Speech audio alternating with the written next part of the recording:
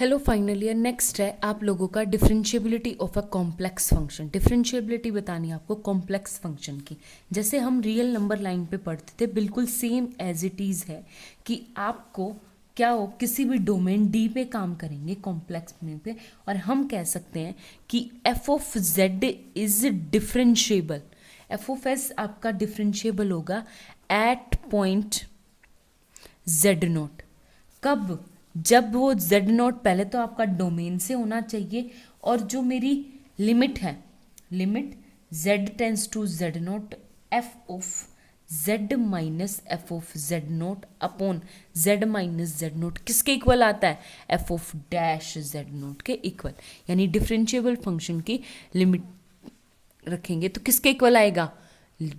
Differentiable function के। आगे बात समझ में? तो ये किया था हमने सेम एज इट इज़ आपका, जैसे हम रियल नंबर लाइन पे करते थे बिल्कुल सेम एज इट इज़ है।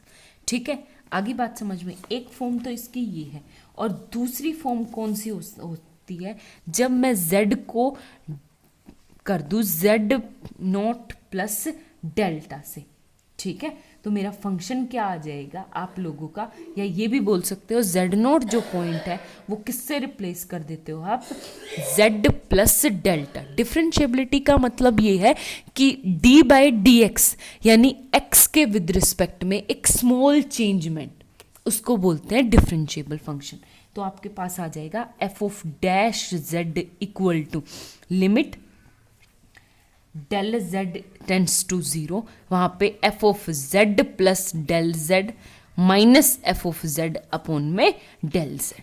ठीक है, आप इस फॉर्म में सॉल्व करो या इस फॉर्म में सॉल्व करो, मर्जी आपकी है। आगे बात समझ में? तो ये है हमारे पास डिफरेंशिएबिलिटी की डेफिनेशन। ठीक है, और अगर एक बात बताओ, जैसे लिमिट है, लिमिट फॉर्म को आप कन्वर्ट करना चाहो तो इसको ऐसे, जैसे इसको एल मान लो, तो सेम आपकी डेफिनेशन क्या हो जाएगी? F of z minus f of Z not upon z minus Z not minus L is less than epsilon for all. कहाँ पे? Z minus Z not is less then delta. या मैं third form ये इस form में दिखा दूँ तो फिर भी मेरा फंक्शन की जो वैल्यू आएगी एल, वो क्या होगी आपकी फंक्शन की डिफरेंशिएबल वैल्यू। ठीक है, तो अब करेंगे एक क्वेश्चन करते हैं, देखो उससे आपको समझ आ जाएगा। कॉम्प्लेक्स प्लेन में जैसे हमारे रियल नंबर में हमने डिफरेंशिएबल के जितने भी फॉर्मूले थे ना बिल्कुल सेम एज इट इज आपको यहाँ पे अप्लाई करने हैं। ठीक है, तो सबसे पहले देखो आपके पास क्या है, एफ ऑफ डैश जेड निकालना है। कब? जब एफ ऑफ जेड की वैल्यू है Z cube plus 2z square plus iota.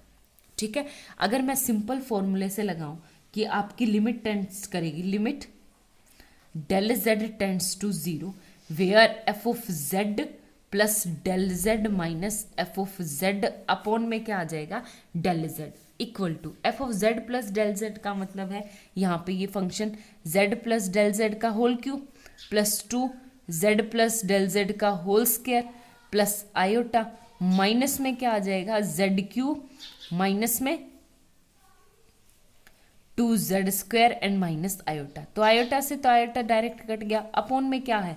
Del z. अब आपको यहाँ से कैसे करना है, करने का तरीका, इसका फॉर्मूला खोलोगे a प्लस बी का होल क्यूब। तो a प्लस बी का होल क्यूब क्या होता है? a cube plus b cube del z का cube plus 3a square b plus 3a b square plus में 2 एज इट इज, और ये limit del z tends to zero. ठीक है, अपॉन में डेल जेड है ही, इसको सोल्व करेंगे तो 2 के साथ क्या आ जाएगा मेरा? प्लस a प्लस बी का होल स्क्वायर a स्क्वायर यानी 2z square plus 2 del z square plus बाहर 2 मल्टीप्लाई में भी ना, तो 2 2 ज़ा 4 डेल जेड और ये minus Z cube and minus 2z square.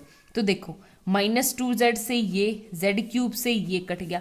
अब यहाँ पे del z del z del z del z हर एक से कॉमन लोगे, नीचे से काट दोगे, फिर आपके limit del z tends to zero और ये क्या आ गया आपके पास? Del z square plus 3z square plus 3z del z plus 2 del z plus 4z upon में डेल जेड।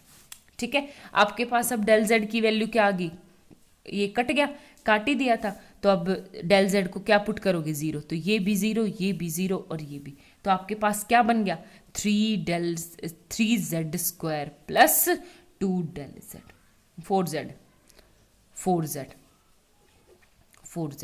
ठीक है। तो ये आ गया आपकी लिमिट की वैल्यू। आगे बात समझ में।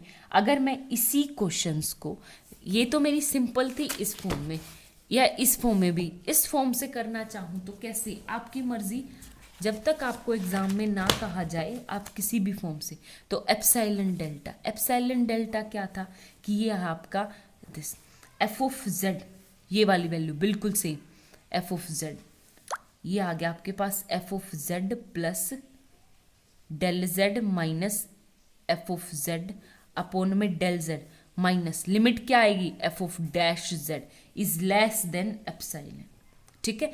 ये क्वांटिटी आपको एग्जैक्ट वैल्यू देगी, लेकिन ये वाली एप्सिलॉन डेल्टा वाली आपको ये बताएगी कि आपका फंक्शन डिफरेंशिएबल है या नहीं है, ठीक है। तो यहाँ से हमने ऊपर से निकाल लिया है, तो इक्वल टू क्या आ गया, 1 अपॉन, इसकी वैल्यू मैं पुट कर दूँ, मैं सॉल्व कर चुकी हूँ, ये वाली वैल्यू आएगी, तो ये आएगी del z square plus 3z square plus 3z del z plus 2 del z plus 4z, ठीक है। एंड माइनस में ये, तो माइनस में आ जाएगा 3z स्क्वायर माइनस 4z, ठीक है, इक्वल टू, यहाँ से आपका क्या आ गया, 4z से 4z, 3z स्क्वायर से 3z, इन सब में से क्या कॉमन लेंगे आप, डेल जेड को क्या लेंगे कॉमन, तो हमने कॉमन लिया तो ये क्या आ गया, लेस देन, ये क्या आ गया, del z plus 3z plus 2 into में क्या आ गया, डेल जेड। आगे बात समझ में। अब इस क्वांटिटी को क्या हो गया हमारा, ये क्या है, स्ट्रिक्टली लेस देन हो गया, किससे, 3 mod z plus 2 plus mod del z से लेस देन लेंगे। आगे बात समझ में। तो इसको हम वही जो हमने पिछली एक्सरसाइज में किया था कि पहले तो इस डेल जेड की हम रिस्ट्रिक्शन लगा दें कि del z is strictly less than to 1, कि मैं डेल जेड है ही एक बहुत स्मॉल क्वांटिटी है कि हम स्मॉल चेंजमेंट कर रहे हैं, ठीक है। तो इसको लेस देन 1 लिया, तो ये भी क्या आ गया इससे लेस देन, ठीक है। तो और ये यहाँ से क्या आ गया मेरे पास, फिर से ये लेस देन 1, तो लेस देन 1 का मतलब 1, ये आ जाएगा स्ट्रिक्टली लेस देन 2, 3 कॉमन, तो मोड z प्लस 2 1 1, क्योंकि 2 प्लस 1 क्या आ गया 3, और 3 हमने क्या ले लिया 1। आगे बात समझ में। तो एक बात बताओ, हमें डेल्टा ढूंढना था, तो डेल्टा या तो ये क्वांटिटी या जो रिस्ट्रिक्शन हमने लगाई, इन दोनों में से जो सबसे छोटी क्वांटिटी होगी उसको क्या मानेंगे हम, डेल्टा।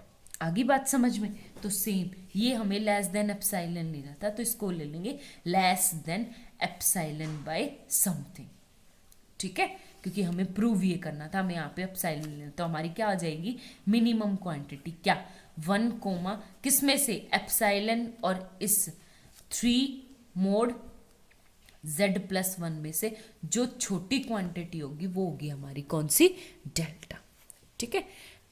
नेक्स्ट आपके पास